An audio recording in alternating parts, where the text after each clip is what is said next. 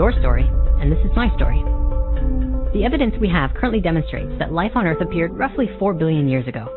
Humans arrived maybe 200,000 to 300,000 years ago. Listen to the story, which is yours, and decide what you want to do with it. In truth, this story does not begin on this planet at all, but with a star. A star as beautiful and incredible as all of the other stars in the sky, as amazing as our sun. This star exploded, and in it created a rapid torrent of energy, expanding out in all directions, in all dimensions. From this explosion of energy laid the foundation for new life, new creations, and new manifestations to take place. One such manifestation was our solar system and all of our planets. In the beginning, our planet was a collection of dust and rock particles, a hard-shelled ball. Volcanoes show us what the Earth used to look like and how it evolved. Volcanoes became like a furnace, creating water in liquid form through evaporation and heat emerging from within the crust of the Earth. Water formed vessels like bloodstreams across the face of the planet, and many oceans became heavy with salt. The mineral and rock formations within the Earth gave a means for crystals to form. And crystals contained a natural biological geometry for a higher consciousness to emerge. Where did biological life first spark? Scientists believe primitive life forms called archaeobacteria, blue-green algae, was the first form to turn to the sun for energy and reproduce and evolve. They transformed the atmosphere of the planet. Before this time, the atmosphere was rich with carbon. These billions of microorganisms grew from the carbon, and the carbon drained from the atmosphere and entered the crust to become what was next. The life spread throughout the water, through water cycles, waterfalls, rivers, oceans. All life drinks the same water. Water is essential. Life that grows depends on water. It depends on the sun. The air we breathe comes from the algae. The algae needs fresh water to continue to grow. The engine of life is linkage. In life, everything is connected. Water and air are one. Sharing is everything. In nature, everything is shared. Coral is formed from algae and shells coming together, which provide homes for more fish and other life. Trees took a very long time to grow. They reach upwards towards the sun and are perfect statues as if striving towards higher truth. They have the power to capture life's energy from the sun, turning it into vegetable, wood, and other living matter. From that, new soils are formed. Earth relies on a balance. Every being has a role to play. Every species exists in cooperation and harmony with another species. And this harmony is not easily shattered. Everything is used in nature. Everything has a purpose. How many species are there that we know of? What do we truly know about the bonds that link them all? The Earth is a miracle, and to modern science, life still remains a mystery. Today, life is just a link in a chain of innumerable others over 4 billion years old.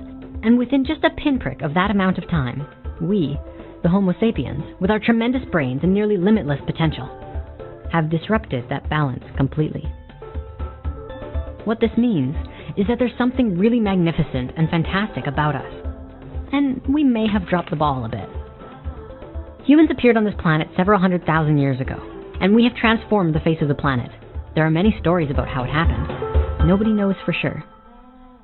The ancients speak of sky people who came down and began inhabiting the lands, of lost civilizations and cities which functioned more in tune with themselves. These records come from our ancestors nearly 6,000 years ago, which today we believed was our first civilization.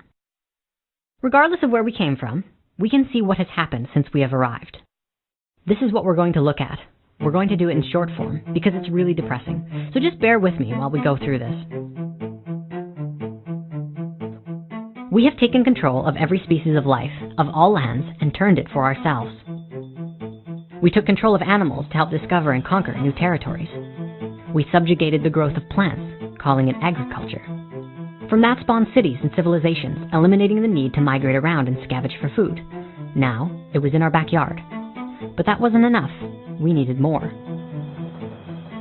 We tapped into the energy deep within the earth, pockets of sunlight captured in millions of years worth of coal, gas, and oil. And we have seen more change within 50 years than in the last 13,000 years combined. And not all of it is good. Cities like New York and Los Angeles are symbols of the exploitation of oil and the resources that we have forcibly extracted. There aren't many farmers left, and the industrialized farming actively poison our foods with pesticides, which in turn poisons us. Don't believe me? Just ask the food workers wearing radiation suits. But how can all of the food demands be met without concentration camps of cattle, where not a blade of grass can grow? Instead of grass, trucks haul in grain that is fed to the cattle to become meat to stuff our faces. Houses are cloned, copied, and standardized, wiping creativity off the map.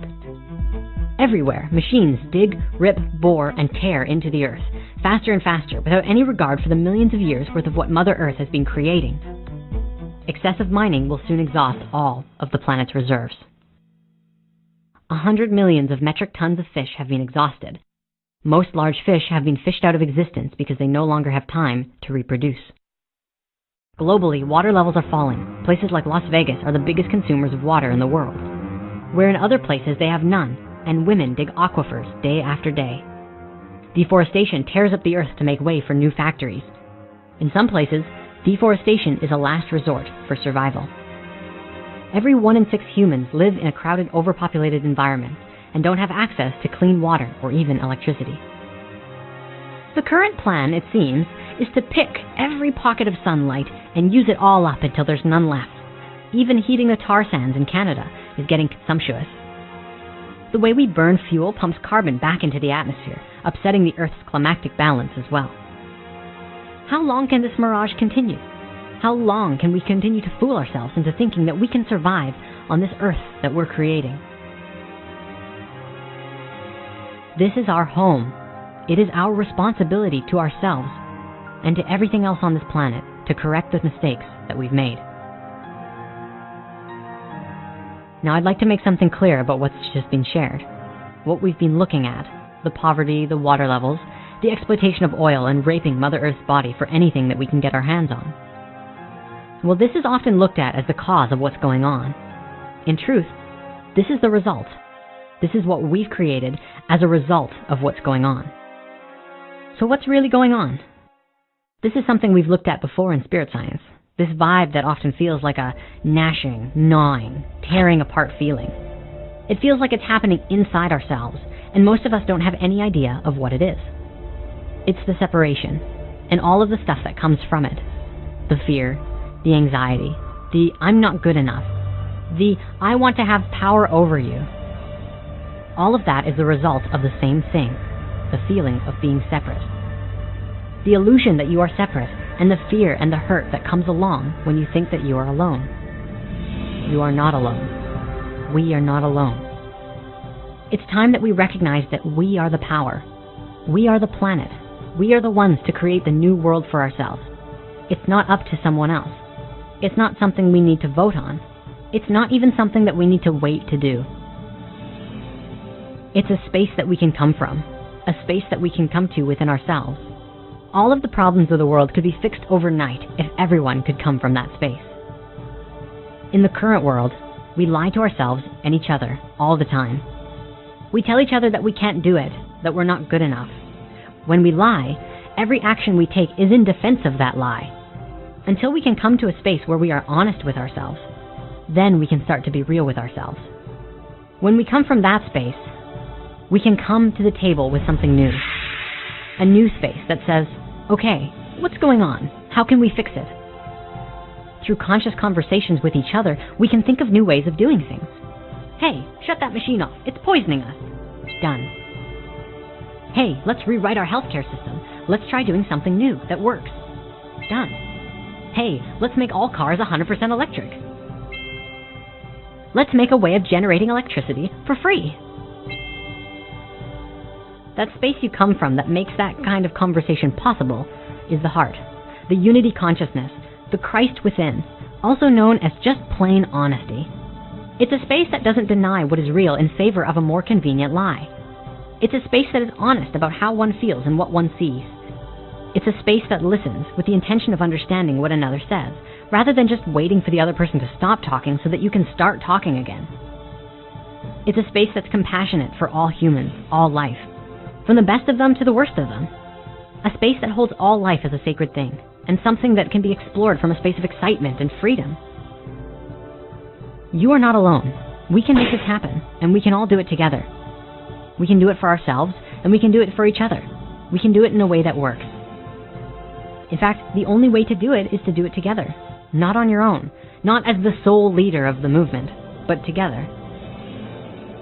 You're involved, I'm involved, and we're both doing what we love and loving what we do. And from that space, anything is possible. True freedom is the absence of limitation, the presence of possibility. Think of it this way. The ancient civilizations understood all of this. They didn't have the technology that could create the powerful life for themselves, an amazing life full of wonder and awe. See, today we have all that technology to be able to do that, but none of the awareness of how to make it happen. It's very much Fibonacci. With Fibonacci, we take what we had previously and what we have now and add them together. We take the best of both worlds, the technology and the awareness, and we put them together. It's the natural way of doing things, so that we exist in abundance, exist in growth, exist in harmony, just like the rest of nature. It's by design.